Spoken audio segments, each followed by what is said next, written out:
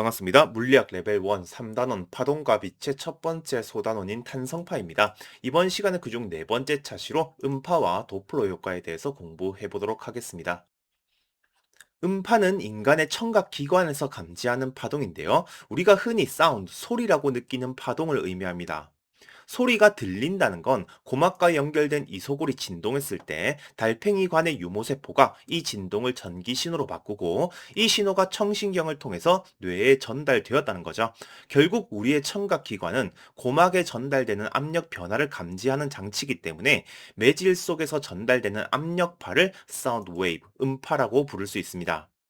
즉, 음파는 고막을 진동시킬 수 있는 압력파이기 때문에 유체의 탄성을 이용한 탄성파가 됩니다. 그리고 유체에서는 압축과 팽창에 의한 복원력만 존재하기 때문에 유체의 복원력을 이용한 탄성파는 종파가 되죠. 음파는 탄성파기 때문에 매질 속에서 음파의 속력은 매질이 가진 탄성의 정도와 관계에 있는데요. 매질의 탄성에 해당하는 부피 탄성률의 제곱근에 비례하고 매질의 밀도의 제곱근에 반비례합니다. 물론 이 식은 레벨 3에서 증명하게 될 거고 레벨 1에서는 부피 탄성률이라는 게 1차원적으로 용수철 상수라고 생각하면 되고 이 부피 탄성률이 클수록 음파가 빠르고 매질이 무거울수록 음파의 속력이 느리다는 느낌만 가져가면 됩니다. 음파가 진행하는 매질을 압축 팽창 과정에서 엔트로피가 일정한 이상기체로 가정한다면 이렇게 온도의 제곱근에 비례하는 식이 되는데요. 이 결과는 이상기체로 가정된 상온의 공기에서 음파의 속력이 대략 340m/s 정도가 되고 온도가 증가함에 따라서 음파의 속력이 빨라진다는 것도 말해주고 있습니다. 이 관계는 레벨 2에서 증명하겠지만 여기서도 이 정도 결과는 상식적으로 알고 있으면 좋습니다.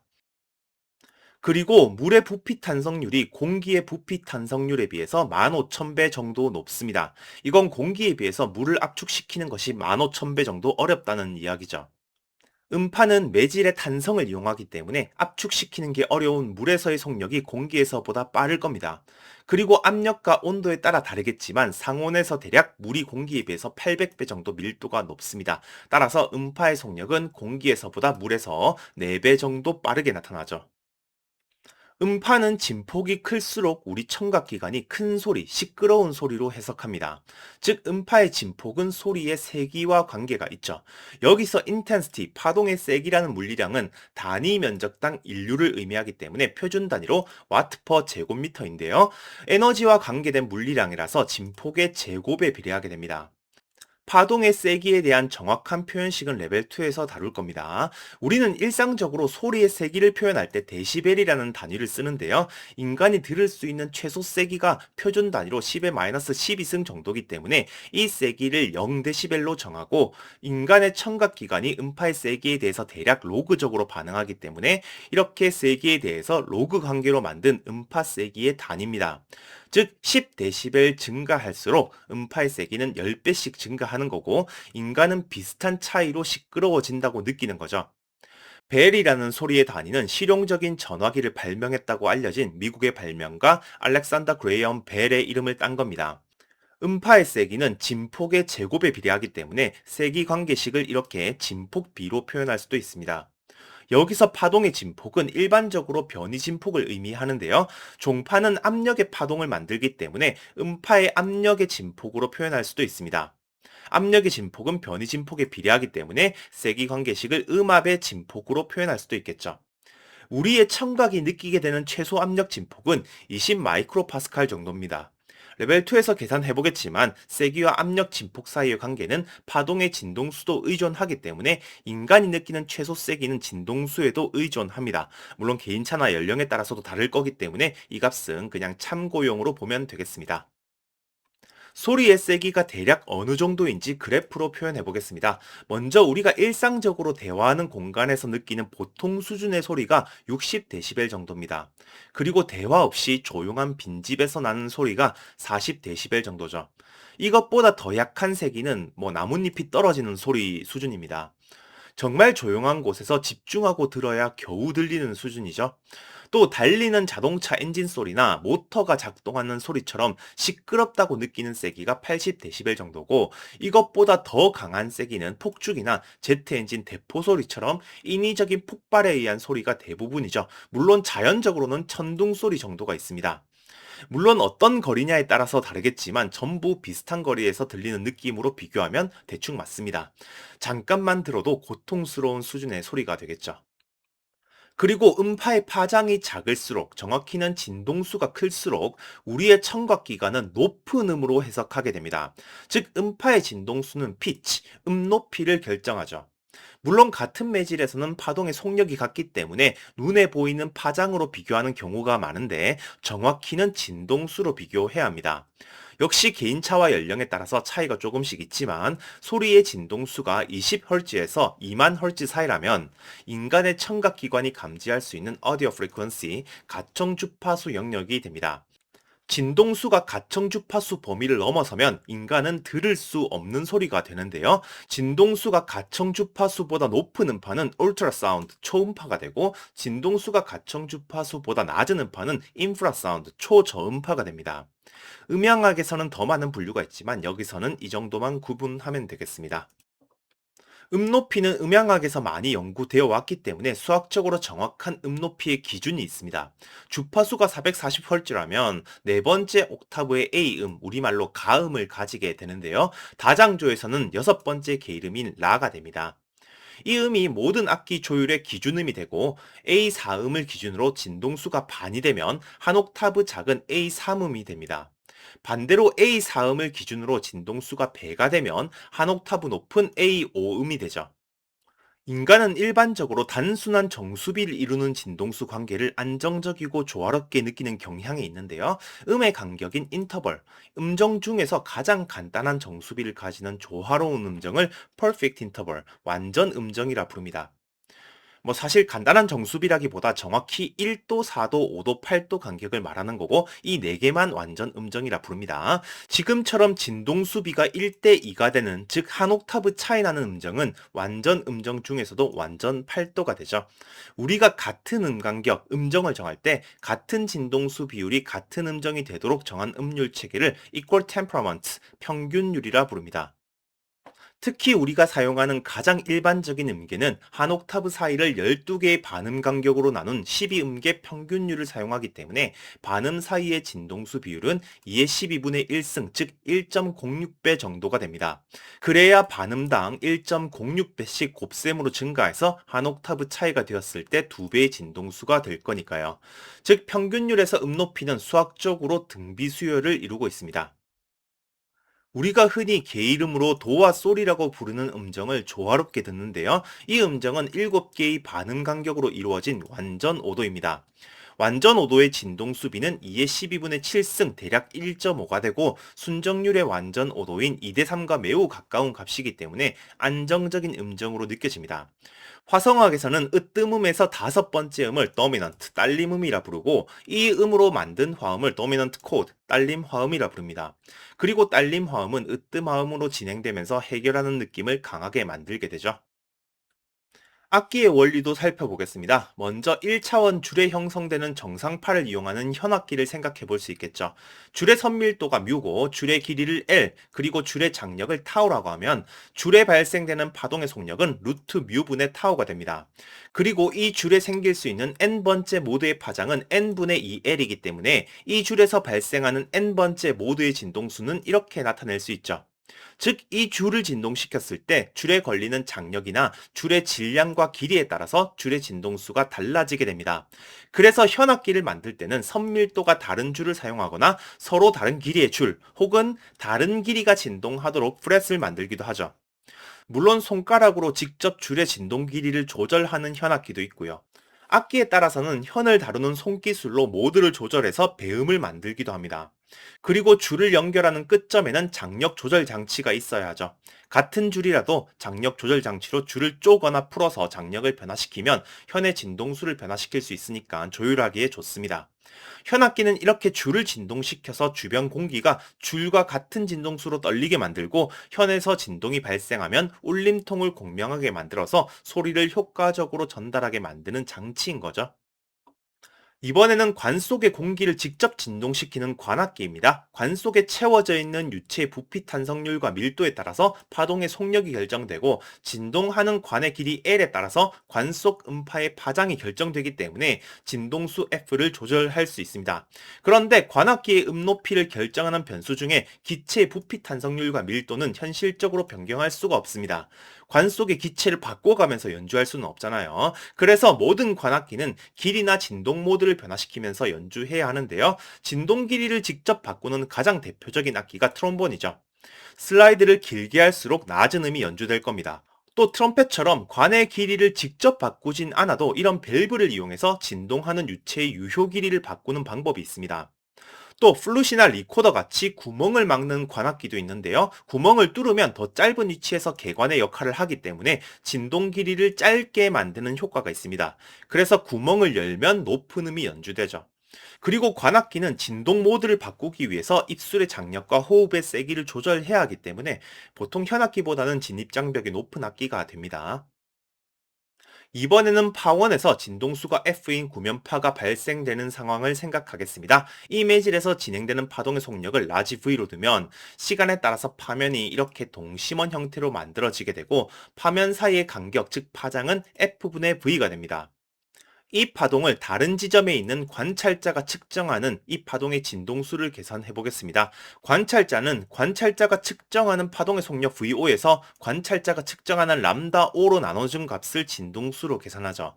여기서 관찰자와 파원이 모두 매질에 대해서 정지해 있다면 관찰자가 느끼는 파장은 지금 보이는 파장 F분의 V와 같고 파면이 오는 속력 VO 역시 V와 같기 때문에 파원에서 발생한 진동수 F를 그대로 느끼게 됩니다.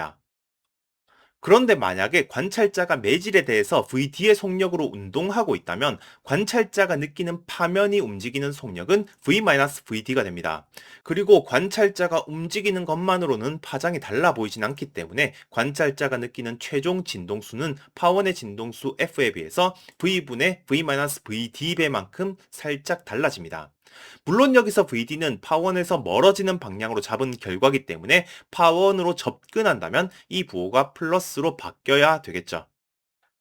이번에는 파원이 매질에 대해서 VS의 속력으로 이동하는 상황을 생각하겠습니다. 이 순간 파원에서는 지금 그린 파면과 똑같은 위상의 파면을 만들기 시작할 건데요. 파면을 만들자마자 파원이 이동하기 때문에 그 다음 파면은 이동된 파원에서 만들어지기 시작하겠죠.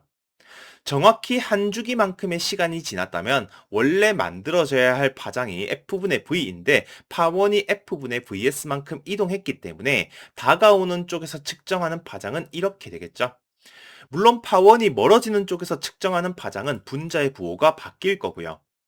관찰자가 매질에 대해서 움직이지 않는 이상 관찰자는 파동의 속력을 V 그대로 측정하기 때문에 최종적으로 측정하는 진동수는 이렇게 됩니다. 다시 주기만큼 시간이 지나면 가까워지는 방향에서는 짧은 파장이 측정되고 멀어지는 방향에서는 긴 파장이 측정된다는 걸 확인할 수 있습니다. 물론 여기서도 관찰자의 매질에 대한 속력이 있다면 파면이 오는 속력을 다르게 측정하는 효과가 생기기 때문에 최종적으로 측정하는 진동수는 이렇게 되겠죠. 물론 이런 해석이 가능하려면 파원의 운동 속력 vs는 파동의 속력 v보다 작아야 하죠. 만약에 파원의 접근 속력이 파원의 속력에 가까워지면 파면이 이런 식으로 만들어지기 때문에 파원이 진행하는 방향에 있는 관찰자가 측정하는 파장이 0으로 수렴하게 됩니다. 실제로 파원의 속력이 매질의 속력이 근접하게 되면 종파 탄성파의 특성상 압력 진폭이 매우 커지기 때문에 더 이상 파동을 선형적으로 다룰 수 없게 됩니다. 비선형 효과는 레벨 4에서 다룰 거고 여기서는 파원이 접근할 때는 파원의 속력이 파동의 속력보다 충분히 작은 선형 구간에서만 도플러 효과를 적용할 수 있다는 사실만 인지하고 넘어가겠습니다. 다시 정리하면 관찰자가 측정하는 파동의 진동수는 관찰자가 측정하는 파장분의 속력인데 파원이 움직이고 있으면 파장이 달라지는 효과가 생기기 때문에 분모에서 관찰자로 다가오는 속력만큼 빠지게 되고 관찰자가 움직이고 있으면 파동의 속력이 달라지는 효과가 생기기 때문에 분자에서 파원으로부터 멀어지는 속력만큼 빠지게 되는 겁니다. 물론 반대로 움직이면 부호가 바뀔 거기 때문에 지금 쓰여진 속력은 운동 속도에 파원에서 관찰자를 향하는 방향의 성분으로 정하면 깔끔해지죠. 이렇게 파원과 관찰자의 움직임 때문에 측정되는 진동수가 달라지는 현상을 1842년에 제시했던 오스트리아의 물리학자 크리스티안 도플러의 이름을 따서 도플러 효과라고 부릅니다. 대기의 온도 차에 의해서 음파가 굴절하는 과정을 생각해 보겠습니다. 먼저 상황을 간단히 하기 위해서 공기층을 두 부분으로 나누고 위쪽 공기가 상대적으로 따뜻하다고 둘게요. 공기 중에서 음파의 속력은 이산기체라는 가정하에서 온도의 제곱근에 비례하기 때문에 지표면에서 사람이 소리를 냈을 때 음파의 전달 경로는 이런 식으로 굴절됩니다. 이 단계를 여러 개 만들어서 위로 갈수록 온도가 높은 상황을 만들면 이런 식으로 꺾이게 될 겁니다. 경우에 따라서는 전반사가 생길 수도 있겠죠. 실제로 대기의 온도는 높이에 따라서 연속적으로 바뀌고 이걸 연속 함수로 나타낼 수 있기 때문에 이런 식으로 꺾이게 될 겁니다. 이 경로의 정확한 계산은 미적분을 사용하는 레벨 2에서 한번 해볼 겁니다. 이런 경우는 보통 지표면이 식은 밤에 일어나는 현상이고 밤에 소음이 멀리까지 퍼지는 이유가 되죠.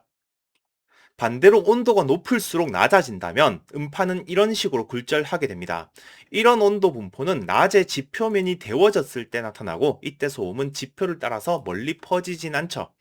일상생활에서 음파가 퍼지는 과정은 낱말은 새가 듣고 반말은 쥐가 듣는다는 속담으로 비유해 볼 수도 있습니다. 이번에는 음정과 화음으로 연습해 보겠습니다. 우리 귀에 조화로운 음정은 단순한 정수비의 진동수를 가지는 음정이었죠.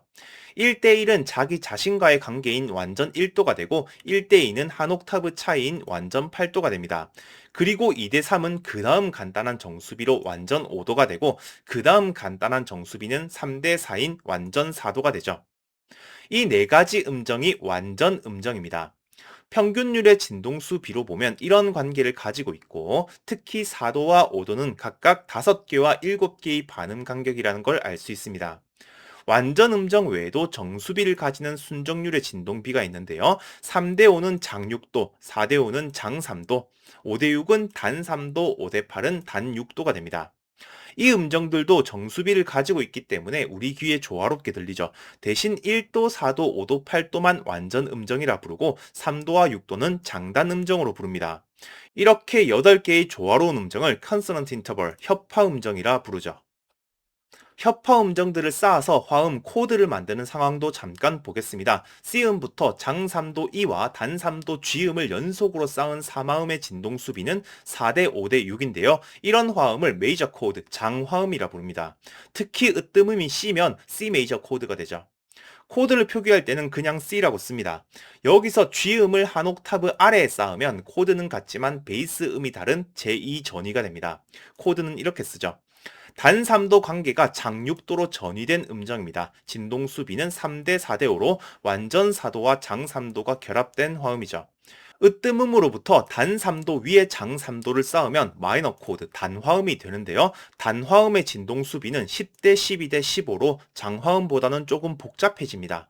대체적으로 장화음에 비해서 조금 더 어두운 느낌으로 사용되죠. C음이 으뜸음인 코드 표현은 CM입니다. 물론 여기서 말하는 음악의 느낌은 개인차도 있고 문화적 경험의 영향을 받기 때문에 진동수 비만으로 완전히 설명할 수는 없습니다. 진동수 비가 인간의 청각에 주는 느낌의 계략적인 경향성이 있다는 물리학적 사실만 받아들이면 되겠습니다. 이번에는 음속 폭음입니다. 공기 중에서의 음속을 라지 V라고 했을 때 파원의 속력이 이 음속보다 빠르다면 서로 다른 시간에 방출된 파면들이 서로 겹치게 되면서 이 파면들이 만드는 포락선 경계가 생기게 됩니다.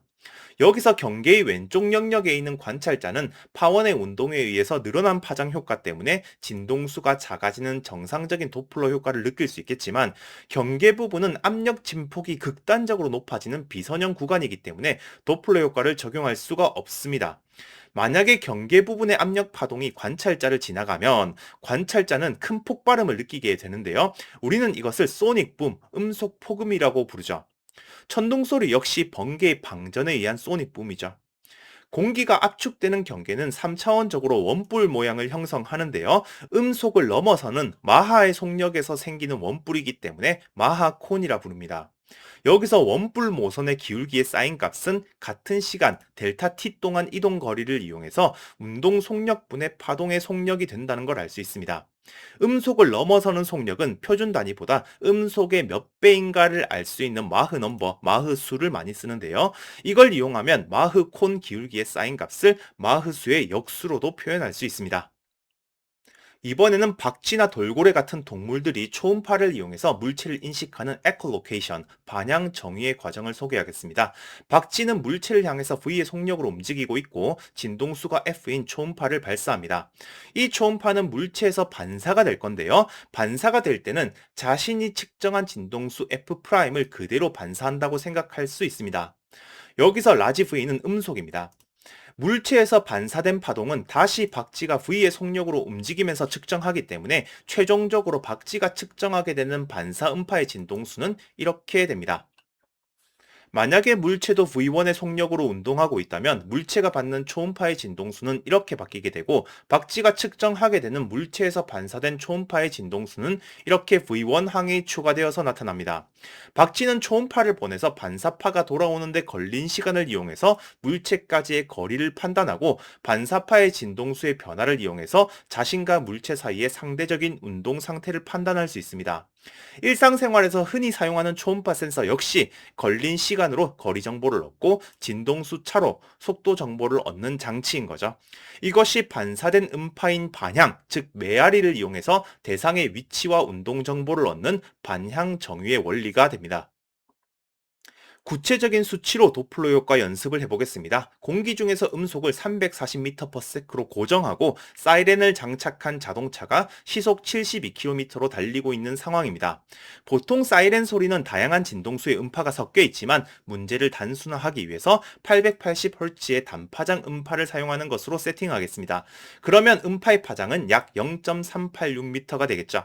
이때 도로 위에 정지해 있던 보행자가 듣게 되는 음파의 진동수는 도플러 효과에 의해서 달라지게 되는데요. 자동차가 보행자 쪽으로 접근하는 동안에는 파장이 약 0.364m로 짧아지게 되면서 진동수가 약 935Hz로 높아지게 되고 자동차가 보행자를 지나서 멀어지는 동안에는 파장이 약 0.409m로 늘어나게 되면서 진동수가 약 831Hz로 낮게 들리게 됩니다. 진동수가 880Hz인 음파는 다섯 번째 옥타브인 A음으로 들리는 음파인데요. 초속 20m/s로 달리는 자동차에 의한 진동수 변화율이 대략 1.06에 가깝기 때문에 접근하는 동안에는 A#에 가까운 음이 들리고 멀어지는 동안에는 A 플랫에 가까운 음이 들리게 되는 겁니다. 실생활에서도 구급차나 소방차가 나를 지나쳐갈 때 사이렌 소리의 높낮이가 반음 이상 차이 나는 현상은 쉽게 느낄 수 있습니다. 그 음의 차이가 클수록 차의 속력이 빠르다는 이야기가 되죠. 정리하겠습니다. 이번 시간에는 탄성파인 음파에 대해서 공부했었는데요. 고막을 진동시키는 모든 탄성파는 우리 뇌에서 소리 정보로 해석하기 때문에 음파라 부를 수 있었습니다. 특별히 고막을 진동시키는 대부분의 상황은 외이관에 채워진 공기와 같은 유체이기 때문에 대부분의 경우 음파는 종파가 되죠. 음파의 속력은 부피 탄성률이 클수록 밀도가 작을수록 빨랐습니다. 여기서 수식까지 알 필요는 없고 각 변수에 대한 경향성만 이해해도 충분합니다. 그리고 음파의 진폭은 소리의 크기를 결정했고 진동수는 높낮이 즉 높이를 결정했습니다.